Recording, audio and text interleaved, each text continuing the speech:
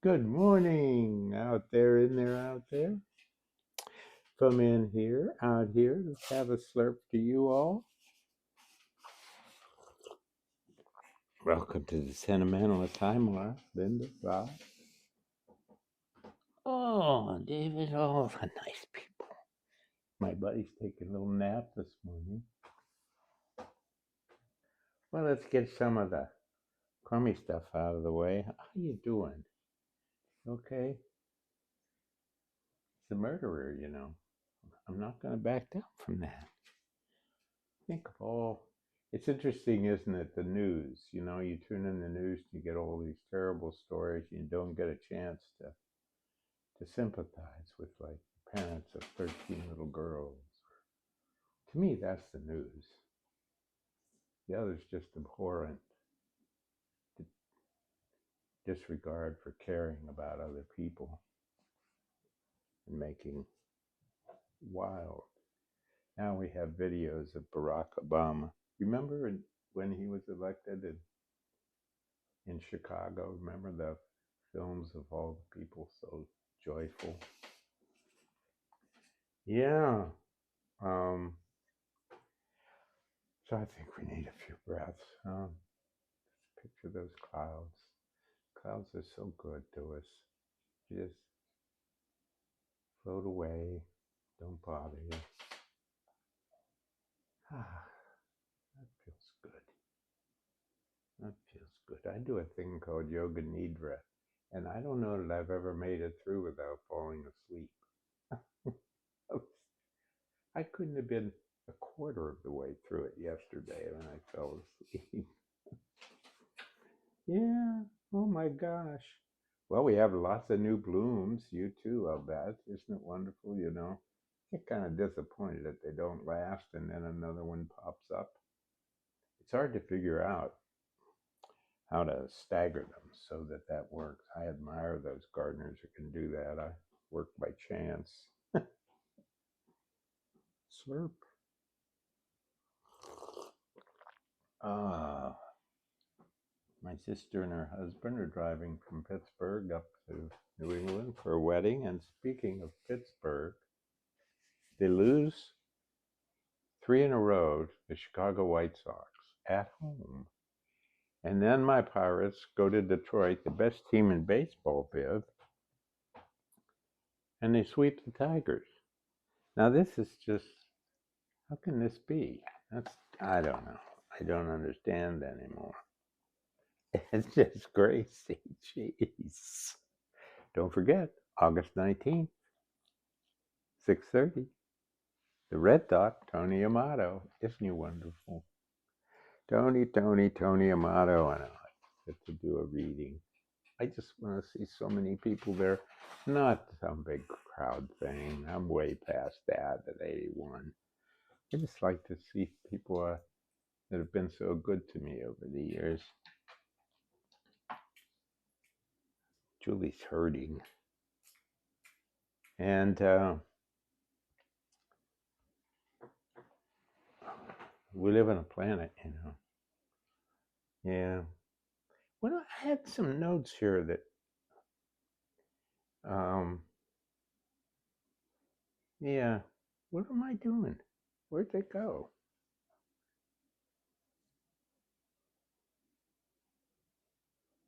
I got a couple of books I think I'd recommend to you. One is called Time of the Child. It's marvelous. Would you like another biscuit? I don't mean to keep you around. I mean, because I really love you to bits. Yeah. Yeah, we care about those people out there, though. Yeah.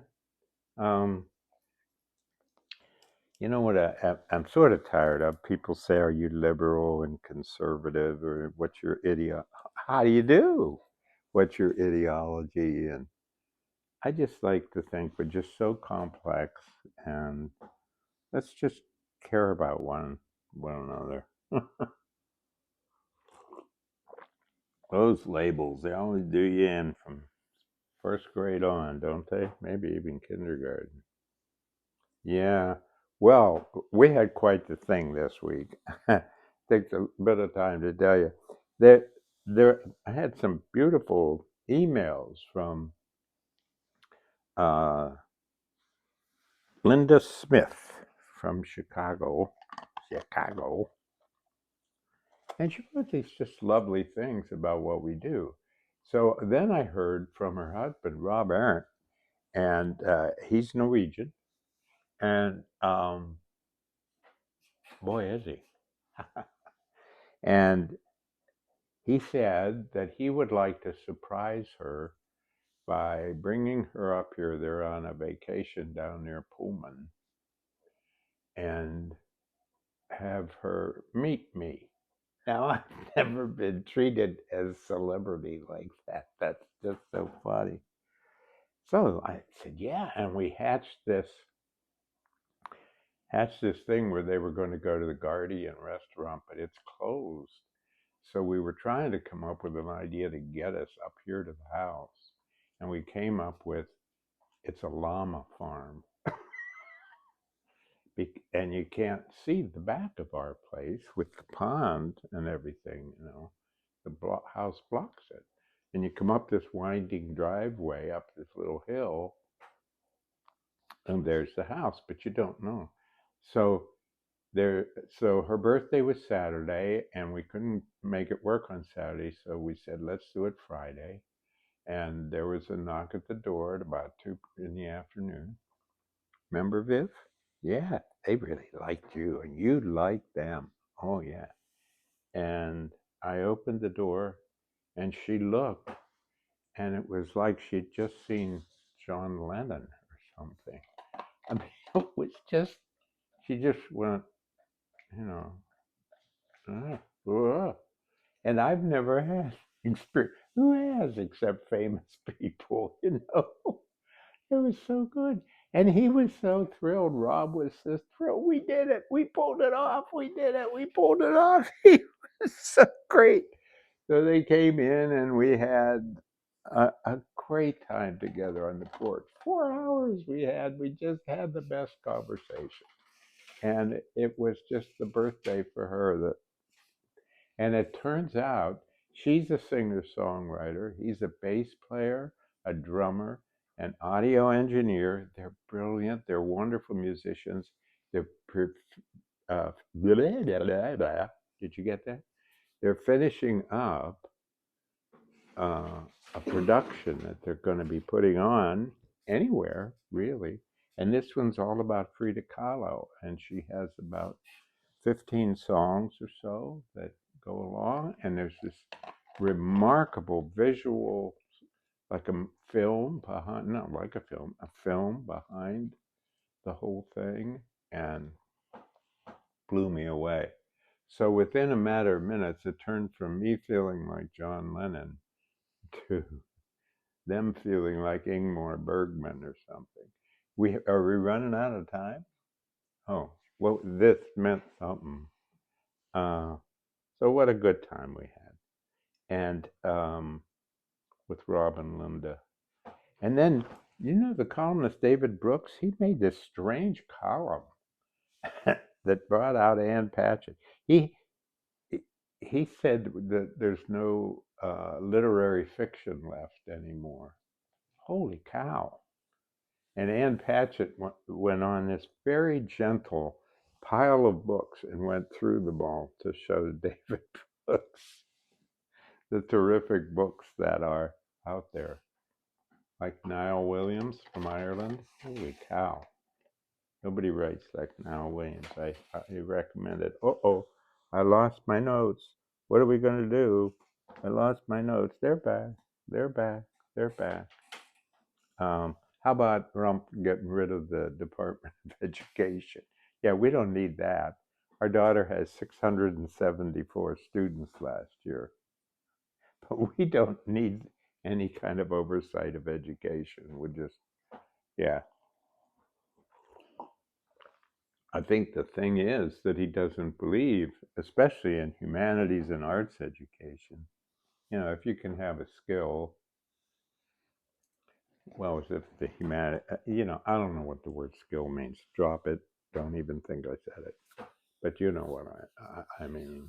Um, I think the most useful thing in the world are the humanities and the arts. That's what gives us life, takes us from the human to the humane. And um, oh my goodness, how could he do that?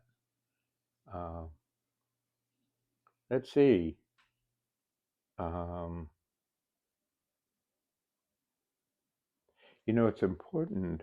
I found, had some more sad news yesterday, and I found that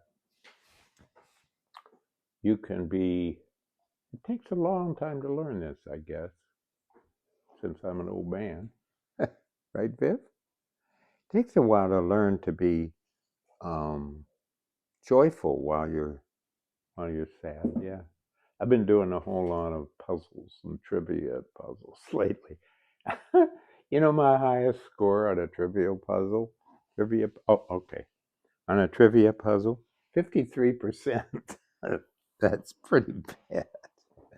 Oh yes, probably the dumbest college professor that the world has ever known. Yeah, I just don't know much. Hmm. Yep. Let's see. Um,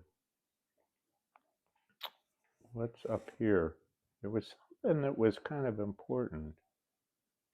Oh, well, that's Vivian. She's being so good, but she's also being very disobedient, non-obedient. She really has a mind of her own. I'm not going to do it. Not going to do it. Not going to do it. Nope. Hey, Viv. I think I'm all out. Oh my. Are you going to hang around? Are you going to be with me? I hope so. I hope you just hang in there for a little bit, huh?